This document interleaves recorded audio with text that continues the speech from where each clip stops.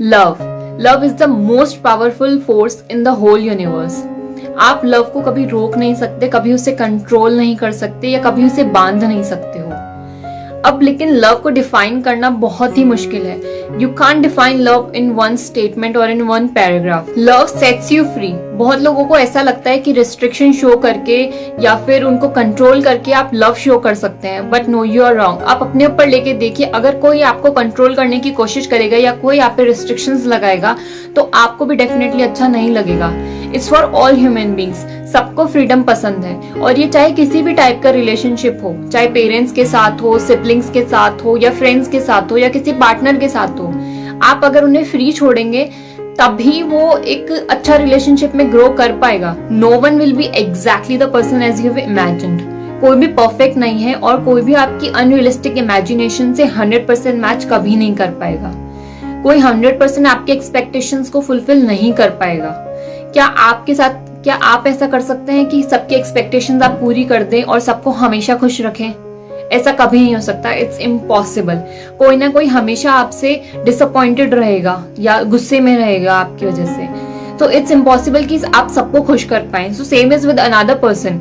ऐसा नहीं हो सकता कि हमेशा वो आपके एक्सपेक्टेशंस को पूरी करें और हमेशा आपको खुश रख पाए वो।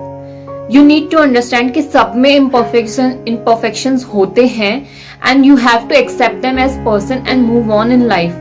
जस्ट इमेजिन, जब लोग मंदिर ही अपने इतने मतलब से जाते हैं और अपनी इतनी अनरियलिस्टिक एक्सपेक्टेशन लेके जाते हैं और जब वो पूरी नहीं होती तो उसके बाद भगवान को ही कोसते हैं। तो हम तो फिर भी इंसान हैं। हमसे तो वो ये उम्मीद करते हैं कि हम उनकी सारी एक्सपेक्टेशंस पूरी करें, जो कि हो ही नहीं सकता। It's impossible. जब वो भगवान से खुश नहीं है तो वो हमसे तो क्या ही खुश होंगे। ऐसे लोग जनरली मतलब पे अपना रिलेशनशिप बनाते हैं, और जब वो एक्सपेक्टेशंस पूरी नहीं होती या उनका मतलब नहीं निकल पाता तब वो रिलेशनशिप छोड़ देते हैं। वो रिलेशनशिप फेड होने लग जाता है। ये सिर्फ लव रिलेशनशिप्स की बात नहीं है, ये हर टाइप के रिलेशनशिप की बात है। चाहे आप उसमें फ्रेंडशिप ले लो, चाहे कोई सा भी रिलेशनशिप ले लो, जब उसमें मतलब के बेस पे बनता है जो भी रिलेशनशिप, वो हमेशा टाइम के साथ फेड अवे हो ही जाता है। सो इट्स बेटर कि आप बिना एक्सपेक्टेशंस के रिलेशनशिप बनाएं। अगर आपको पता है कि सामने वाला जो आप कर रहे हो, सामने वाला एग्जैक्टली वो नहीं कर सकता, और तब भी आप उसके साथ रहना चाहते हो, उसके साथ लाइफ में आगे बढ़ना चाहते हो, दैट्स कॉल्ड लव। आप जब बिना एक्सपेक्टेशन के किसी से रिलेशनशिप मेंटेन करने की कोशिश करते हो, that's love. The best way to develop a relationship without expectation is to start loving yourself. जब आप इमोशनली, साइकोलॉजिकली इंडिपेंडेंट होगे, किसी पे डिपेंड नहीं करोगे, तब आपका जो रिलेशनशिप होगा वो बिना एक्सपेक्टेशन के होगा। सामने वाले से आप कुछ एक्सपेक्ट नहीं कर रहे होगे।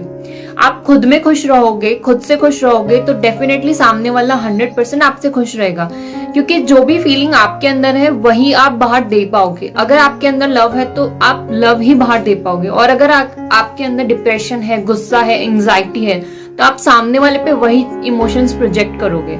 जनरली हम रिलेशनशिप में सामने वाले से बहुत चीजें एक्सपेक्ट करते हैं। हम उन पे इमोशनली और साइकोलॉजिकली इतने डिपेंडेंट हो जाते हैं कि उनसे हम वो चीजें एक्सट्रैक्ट करने की कोशिश करते हैं। But love is all about giving. आप जितना सामने वाले को दे सकते हो उतना देना ही प्यार है। उनसे वो चीजें निकालना प्यार नहीं है। अगर आप उनसे इमोशनली अगर आप सैड हैं और आप उनसे चाहते हैं कि खुशियां उनके थ्रू निकाले, तो you are extracting that happiness from that person.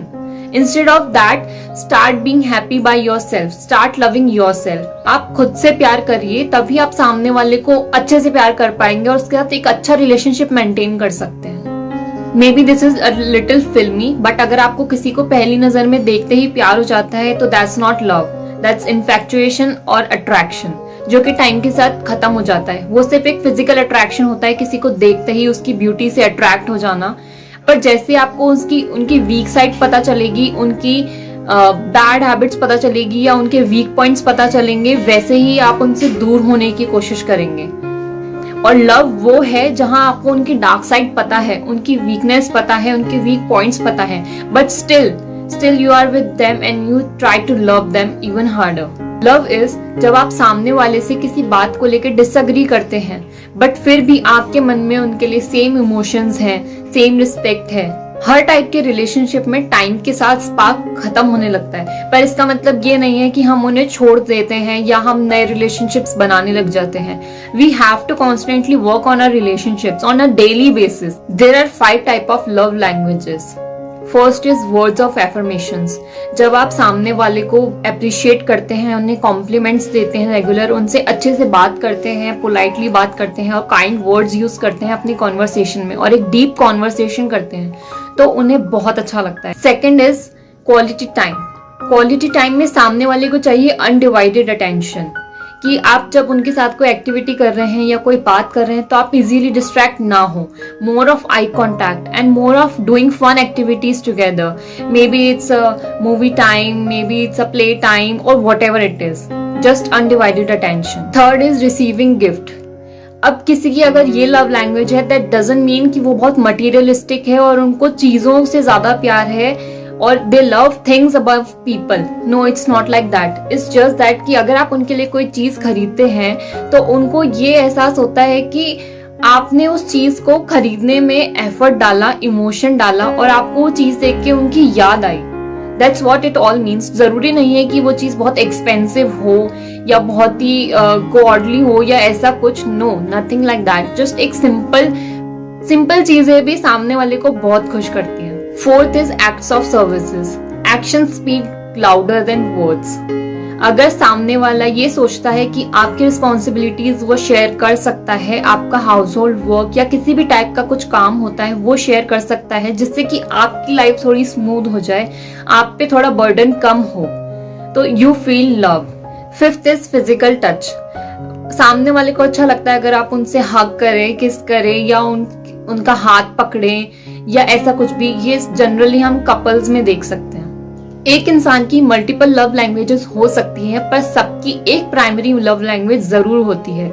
And it's really easy for a relationship to work. अगर आपको पता हो कि आपकी लव लैंग्वेज क्या है और आपको पता हो कि सामने वाले की लव लैंग्वेज क्या है, it's comparatively easier to express your love in that way. और आप बहुत इजीली पता कर सकते हो कि आपकी लव लैंग्वेज क्या है. शायद कुछ लोगों के लिए थोड़ा डिफिकल्ट हो. आप अपने चाइल्डहुड में जाके देखिए कि आपको किन चीजों से अच्छा लगता था, या आपकी फैमिली में ऐसा क्या होता था कि आप उससे लव फील करते थे. क्या आपको बर्थडे पे गिफ्ट ज्यादा पसंद थे या आपको क्वालिटी टाइम फैमिली के साथ जो होता था वो ज्यादा पसंद था. आप ये सोचिए कि कभी आपको अपना लव एक्सप्रेस करना हो तो आप किस तरह से करना चाहेंगे. क्या आप कोई गिफ्ट दे के करना चाहेंगे, कोई रिस्पॉन्सिबिलिटी शेयर करके, या कोई कॉम्प्लीमेंट दे के, या किस तरह से. ये आपके लिए कन्वीनियंट है ये जज करना कि आपकी लव लैंग्वेज क्या हो सकती है.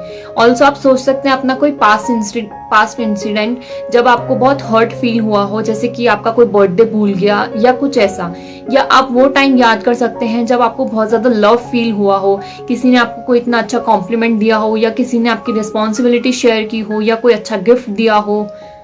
Keep spreading love and happiness around you as much as possible and don't forget to love yourself too. Gita Bible हर होली बुक यही कहती है कि love is above all. Gita कहती है कि प्रेम धर्म से भी ऊपर है. तो इसी तरह से सब में प्यार बांटते रहिए. Thank you so much for watching this video. I hope you love this video. Don't forget to share this video with your loved ones. और आप अपनी लव लैंग्वेज पहचानिए और अपने चाहने वालों की लव लैंग्वेज भी पहचानिए.